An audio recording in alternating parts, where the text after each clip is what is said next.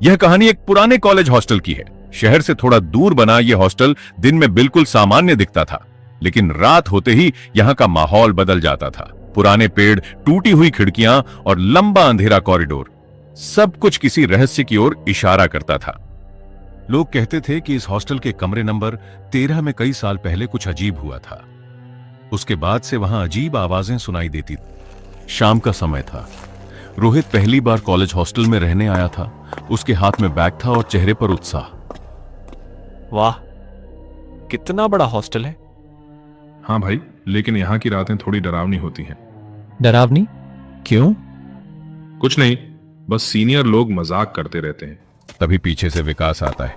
क्या बात कर रहे हो तुम लोग? कुछ नहीं भैया, बस हॉस्टल के बारे में बता रहे थे।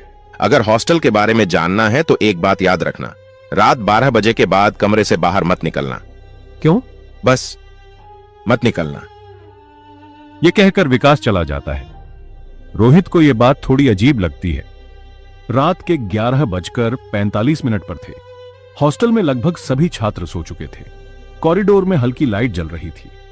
रोहित और अमन अपने कमरे में बैठे बातें कर रहे थे। यार, ये सीनियर हमें डराने की कोशिश कर रहे हैं। मुझे भी ऐसा ही लगता है। घड़ी में 12 बजते ही अचानक टिक टिक टिक कॉरिडोर से किसी के कदमों की आवाज आने लगी। सुना तुमने? हाँ, कोई चल रहा है।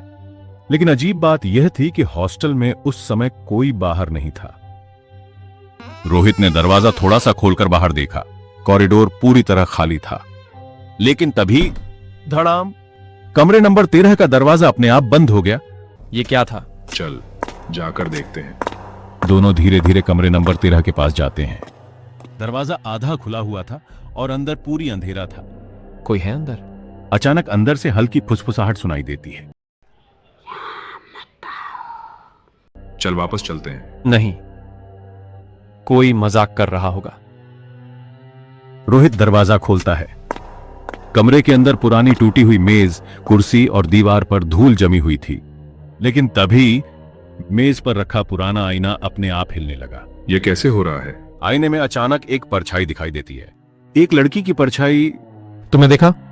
हाँ, लेकिन यहाँ तो कोई नहीं है। अचानक कमरे का दरवाजा अपने आप बंद हो जाता है। धड़ाम! दरवाजा खोलो। दोनों पूरी ताकत से दरवाजा खोलने की कोशिश करते हैं, लेकिन दरवाजा नहीं खुलता। आईने से फिर वही आवाज आती है। क्यों आए हो यहाँ? कौन हो?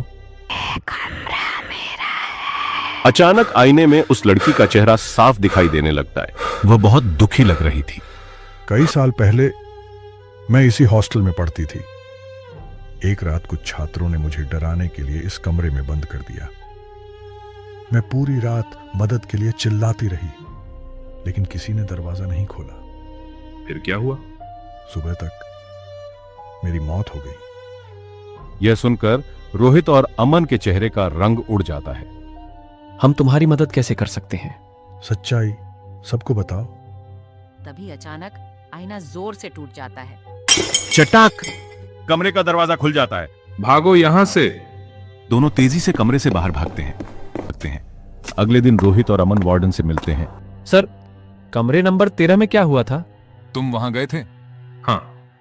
कई साल पहले एक लड़की की मौत हो गई थी उस कमरे में। उसके बाद से हम वह कमरा बंद रखते हैं। उस रात के बाद रोहित और अमन ने कभी उस कमरे के पास जाने की हिम्मत नहीं की।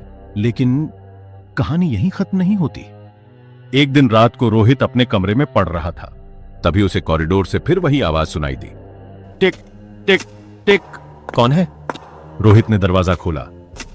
कॉरिडोर खाली था, लेकिन सामने दीवार पर किसी ने खून जैसे लाल रंग से लिखा था, कमरा 13 अभी भी मेरा है।